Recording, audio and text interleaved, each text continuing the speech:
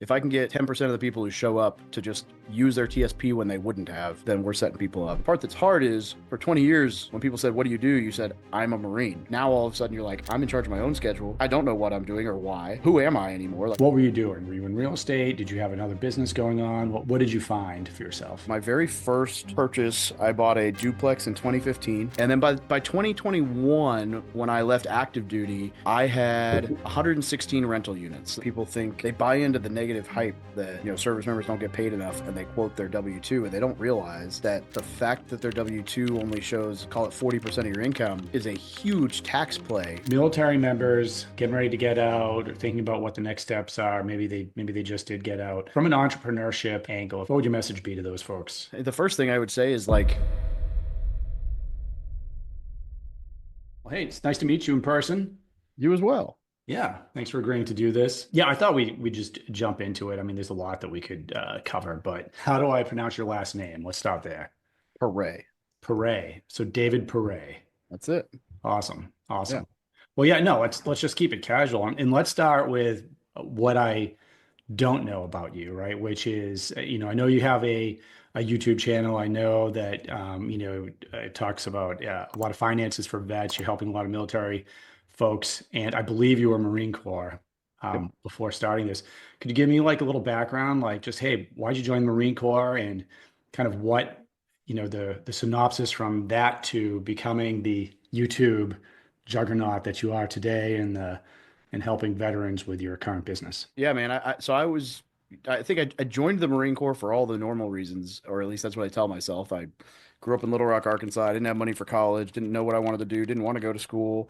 And when you're talking about what's the best way to see the world and not have to come out of pocket for it, well, the military. And Yeah. I talked to all the different branches of the military, and I really kind of narrowed it down to Army Marine Corps just because I had no family history. Um, and I wanted to be more combat centric, and uh, those two seemed to fit the bill. And then the more I looked, the more I was like, man, if I joined the Army, I might end up in Kentucky or Oklahoma, Fort Leonard Wood. If I joined the Marine Corps, there is that 29 Palms, but everything else is beachfront. Oh So yeah. let's go beachfront. And that was kind of between that and just the way the recruiters conducted themselves. I figured the Marine Corps would be a little bit more the kick in the butt that I needed. And I was right. I thought I was going to do 4 years, use my GI Bill, go to school. And at the end of that 4 years, I'd had a great time, and I still didn't want to go to school and still didn't know what I wanted to study. And so I stayed in. I did 13 years on active duty, 2 in the reserve, and then I dropped out of the reserve essentially as soon as my unit stopped working with me for drill dates. And I was like, I'm making enough money that I'm basically paying to come hang out with you guys. So if Mm. I'm going to be losing money and time with my kid to come drill, the least you could do is like help me a little bit on the scheduling. Yeah. And it is what it is. It wasn't a great fit for me, but uh, I love the Marine Corps. The only, when I talk to people, they're like, "Oh, well, yeah, as soon as you made money, you left." I'm like, "No, actually, I only left once I got promoted enough that I started working in skiffs, and I was Ugh. like, I don't have troops anymore. I'm not going to the field. I'm not training. I'm not shooting. I'm not even like nothing. I'm living in a windowless vault, Yep. No dealing with, windows. you know, '05 and above. And I am not loving every minute of it when when I'm a PowerPoint junkie. I was like, this is kind of not the whole reason I got in or stayed in the Marine Corps. And so I just realized that what I was doing outside the Marine Corps was a whole lot more fulfilling at the time. And I Right. took it and ran with it. And while I do miss the people and the camaraderie of the Marine Corps, I don't regret that decision. Okay. What year did you join? Oh wait, so I was '08 to 2021, and then reserves until 23, and here we are.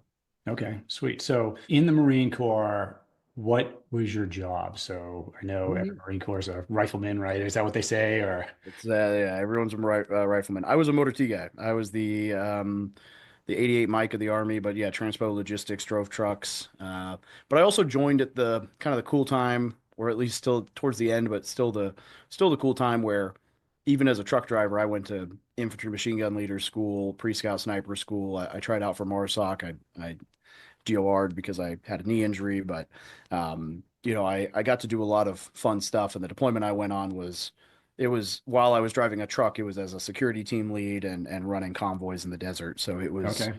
a lot of real fun stuff. And then I spent 3 years as a recruiter man, And other than that, yeah, just transpo logistics guy. That's interesting. Because I find that military recruiters make really, really great businessmen and women after they do that job. In fact, the leader of my sales team, former Air Force recruiter. So, There um, you go. yeah, no, like there's a skill set there for sure. Very similar. Where were you stationed, by the way? You wanted to get out of Arkansas, so did you? Yeah, it worked. I saw 13 countries that first 4 years.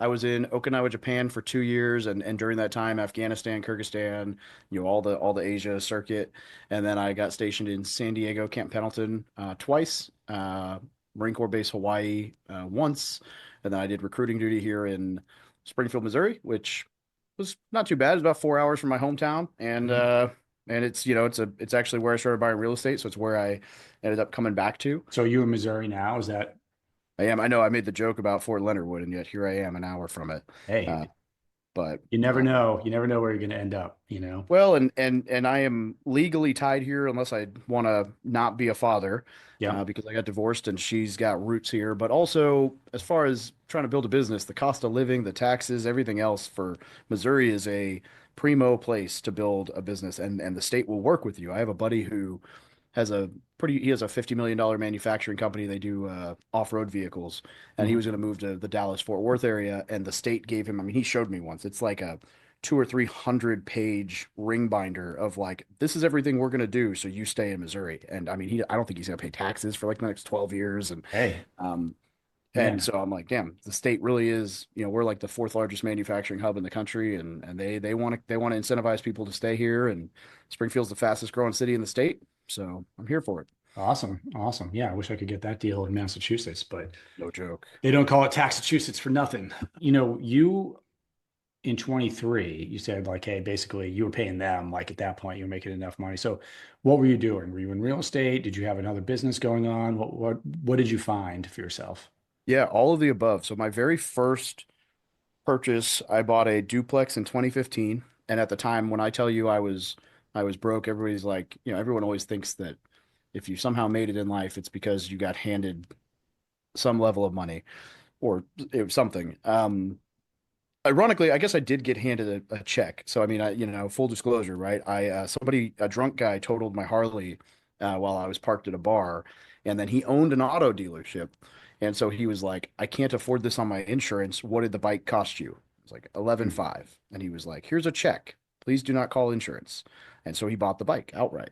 Hmm. And at the time, it was probably only worth about 7 or 8. So there we go. I did. I'm totally, somebody else got me off the ground because that was my down payment on my first property. Oh, interesting. Without that, I wouldn't have been able to buy that first little duplex. So, Yeah.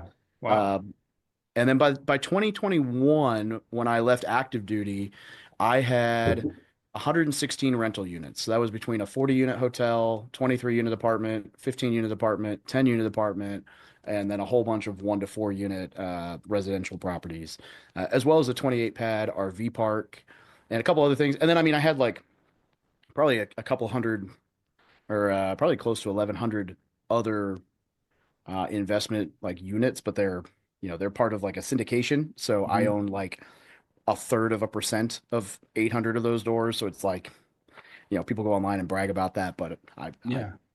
for me, it was more of a tax play than anything. Um, and so those were paying me pretty well. They set a baseline to where I didn't have to work anymore and I was able to do my own thing. And at the time I was doing some wholesaling. So I was actively finding deals off market. And then I would either mark them up and sell it to an investor or I would flip them myself. And we were doing about 4 transactions a month in 2021, Wow. 2022. And then, and that was great. We made a couple $100,000 doing that. But Mhm. if you know anything about wholesaling and active real estate investing, the word passive is laughable. It is the most feed the beast, miserable, full marketing sales gig. And if you're not going on 10, 20 appointments a week, you're not closing on deals, you're not making money, you're losing money. And at one point we were spending like $15,000 a month on marketing to make 60, and then we had to flip it got to the point where I didn't want the headache. And Yeah. so I had, luckily enough, I'd built the brand from military to millionaire as a hobby blog where I was just documenting what I was doing. There'd been no effort there at all. And in 2019, I kind of started like a little invite only mastermind group that was just my way of kind of pulling some service members together that I wanted to network with. Yeah.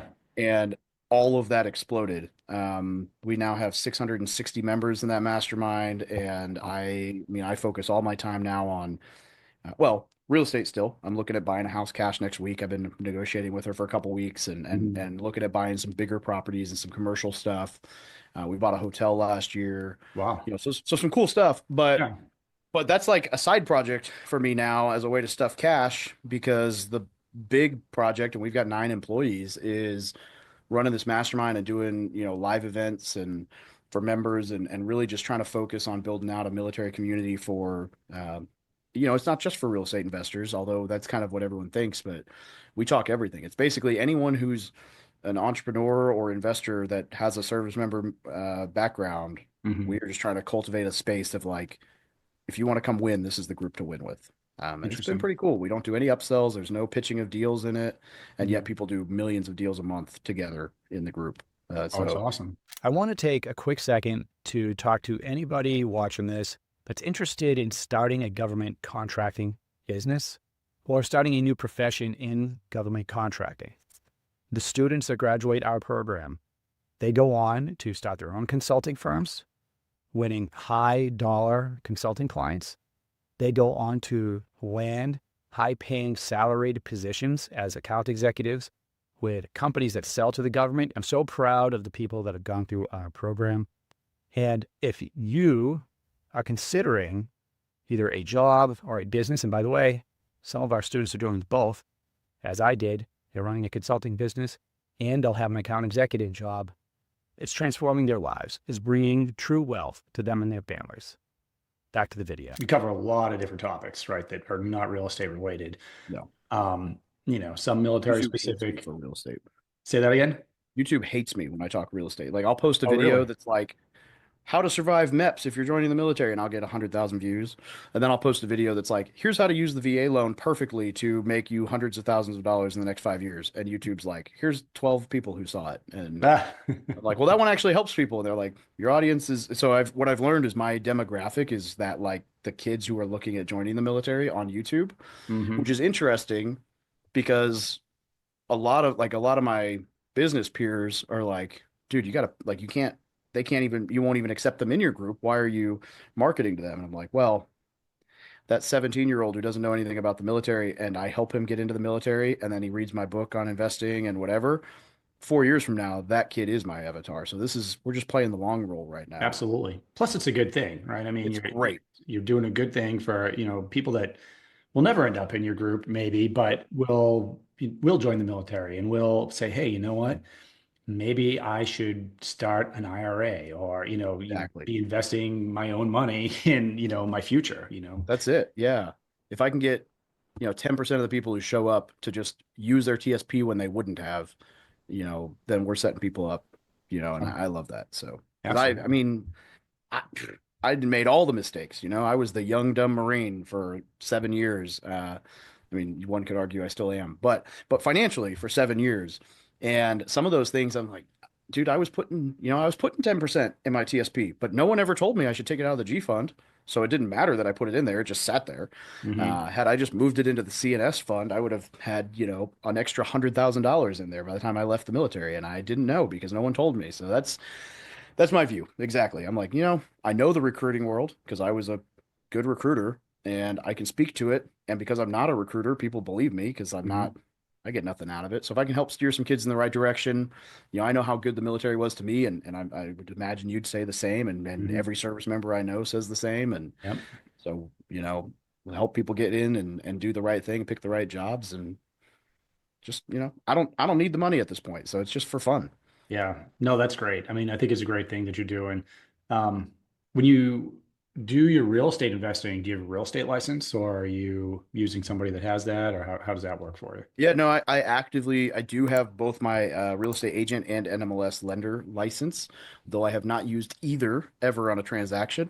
you? Hmm. I really got them just so that, well, I got them because I was in the military and I know how military life is, and I basically was like, I need to get my the command financial specialist certification, my real estate license, my lender license, because inevitably somebody is not going to like that I'm having success, and they're going to try to poo-poo on me for teaching things I don't know anything about. So I'm like, well, I'm licensed in both those things, and the military certified me as a financial specialist, so you guys can just bug off. Was really why I got the licenses. But it has come with a lot of perks as far as, well, for one, if I introduce somebody to a real estate agent, that agent can legally pay me 25% of their commission as a thank you, which is a cool, win. I've got a few friends who do that, so that's Yeah. nice. Because everybody wins in that scenario, and the buyer doesn't even pay you; it's the seller. But for two, it afforded me the base level education, understand the transactional side, and to be able to, if I really wanted to, I could use it to save a couple of bits of commission here and there when I'm selling a property. Right. But really, I found a friend who's an agent, and he is so good that I will gladly pay his commission every time we transact. So. Makes it easier. Makes it Oh, easier. he's great. Um, so that's interesting. So you have what kind of business do you own right now? Is it a LLC, an S corp, corporation? Do you have multiple businesses?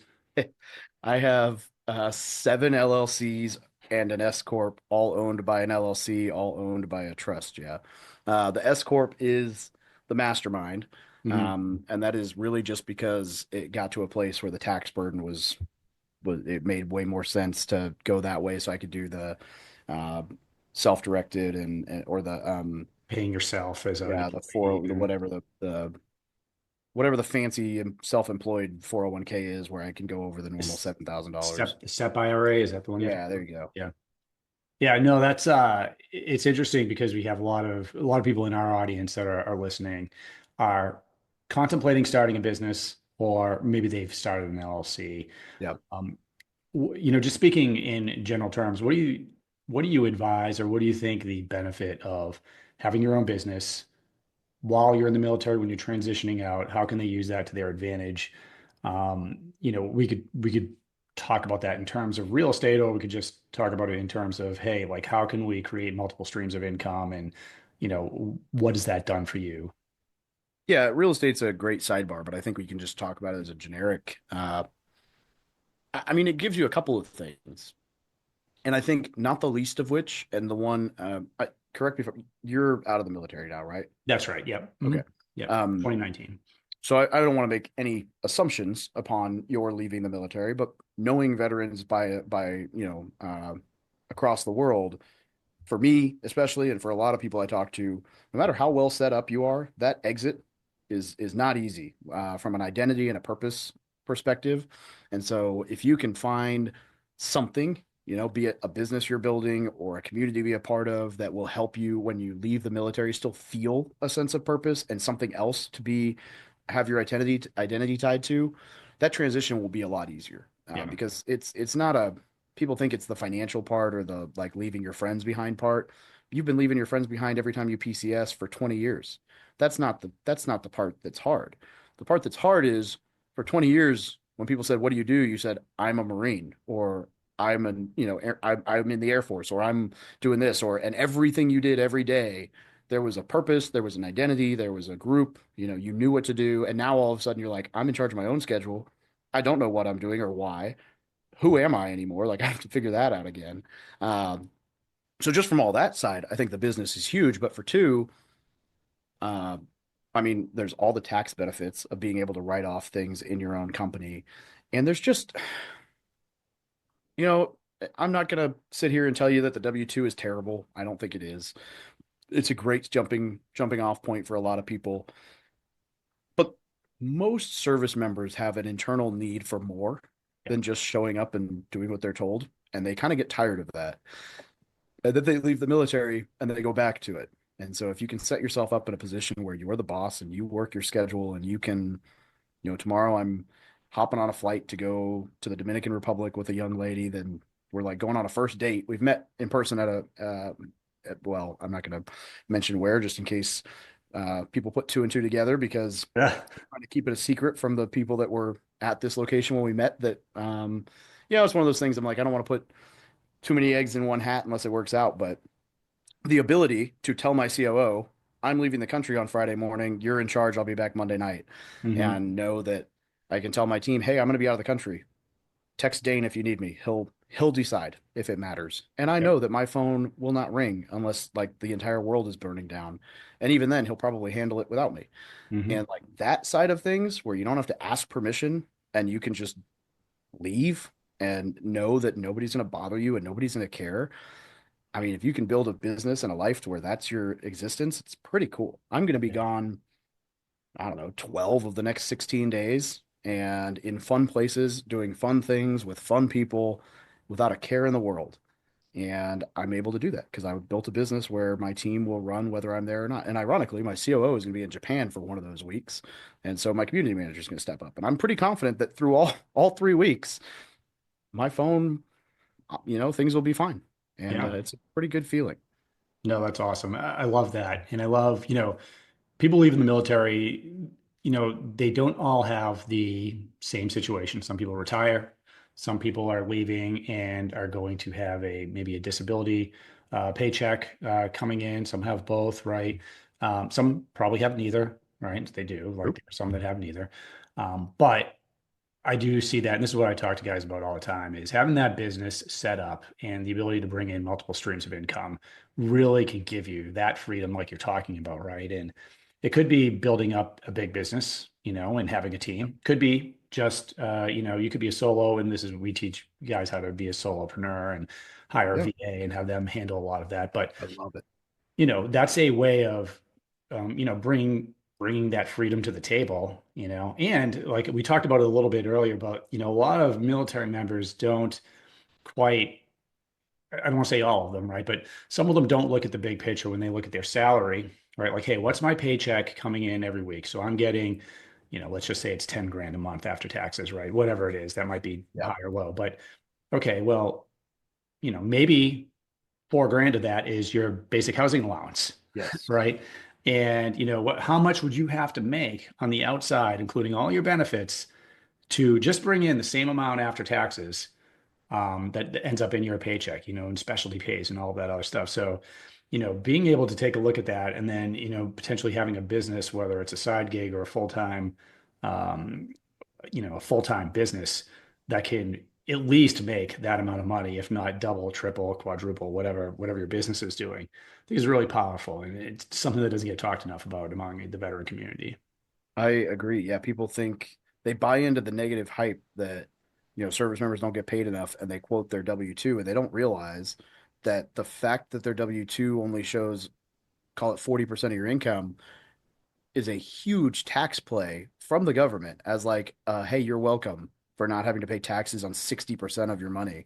And I used to wreck Marines when they were leaving the service. When I was the command financial specialist, they'd have to like bring me their budget and be Hmm. like, hey, I'm getting out. And they'd be like, look, I've got this job lined up. I'm going to make $50,000 a year. And I only made 42 in the Marine Corps. And I'd be like, hey, open your Marine Online, your MOL. And they would. And I'd be like, click that button. And they'd click it. And there was this portal that said total combined, whatever. And so the guy who thinks he's making $42,000 a year in Hawaii, when you factor in BAH and food, is and all the other benefits is like 112. Yeah. And I'm like, yeah, buddy, your $50,000 is a like 60% pay cut.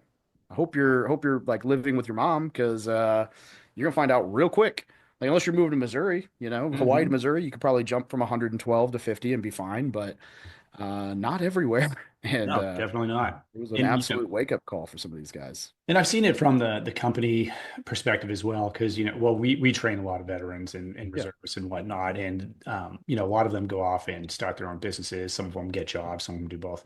But we will place some of them in companies, and just working with some of the companies, they'll say, "Hey, Rick, I talked to so and so.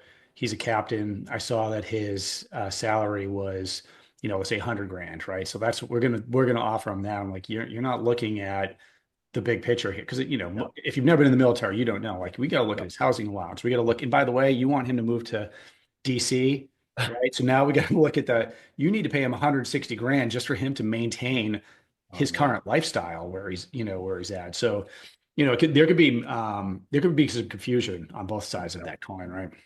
absolutely, yeah. Yeah. And I mean, I see it. I mean, I get it. It's cool to talk about how victimize the military is. Like Dave Ramsey has a couple clips where he talks about how little the military makes and how can you ever survive. And I'm like, maybe stay in your own lane, Dave. Like I like you, but you don't know how the pay works. And I've Yep. done a couple clips coming at him. They never get enough attention for him to talk to me, uh, but yeah, I don't know. I'm not the well, let's see. I'm a salty enlisted Marine. I am not the guy to come play victim to. No. And I get it all the time online where people complain about this, that, and the other. And I'm like, dude, like the military, the benefits you get from the DoD VA, go to any other country. They're not. They don't exist. Like we Yep. are the only ones. Is our system perfect? No. Could it use improvements? Sure. Is it better than any other country in the world? Absolutely. Shut up. Yeah. Like, calm down, buddy.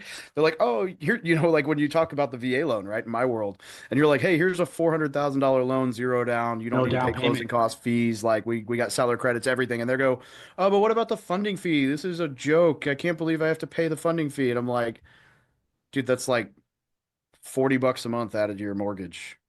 It would be, 20 times that to pay private mortgage insurance if you Yeah. use The the FHA PMI. loan. Oh yeah. So, and they just it's so funny.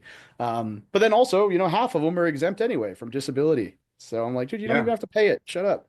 No, Um, I have nothing but positive things to say, but both I agree. in the military and outside. I mean, it gives you Absolutely. way more than you put in, but you do have to understand Yeah, what's available that's to the you, problem.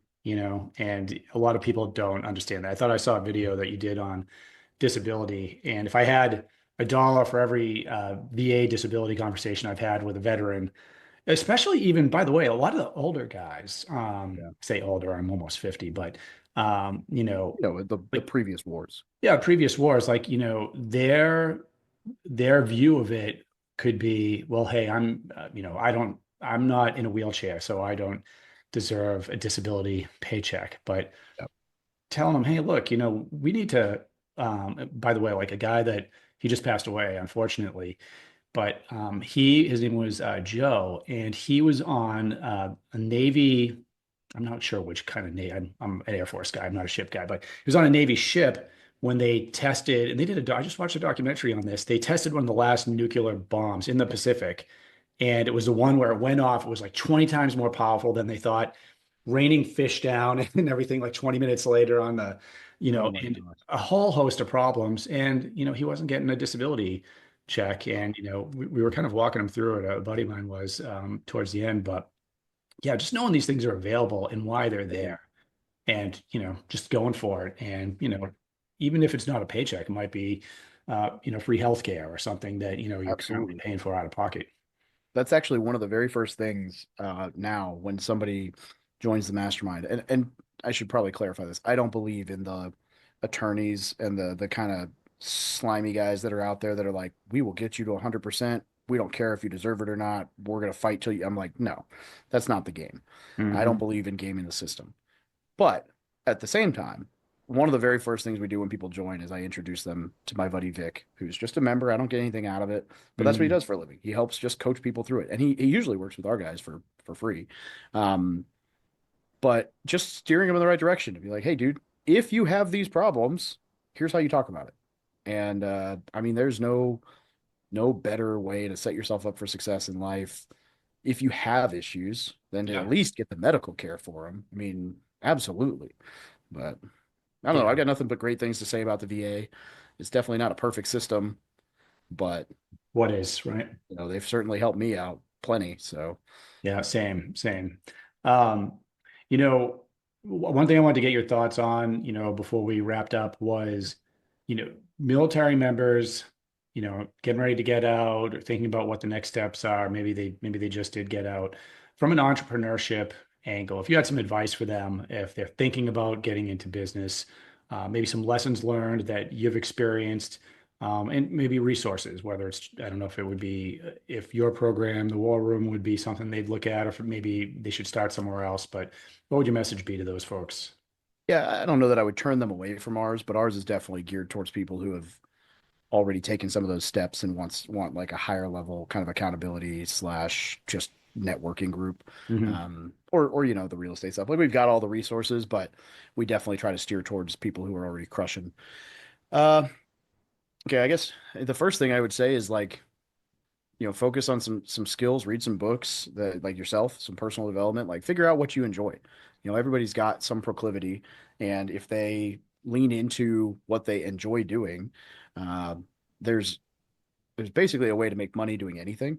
So like why not make it something that you like? Because the reality of entrepreneurship, I always joke with people, the only difference between the successful entrepreneur and the not is that the successful entrepreneur made it through the BMW phase, which is that below minimum wage when you start a business and you're not making anything and you're like, this sucks, this isn't working, I quit.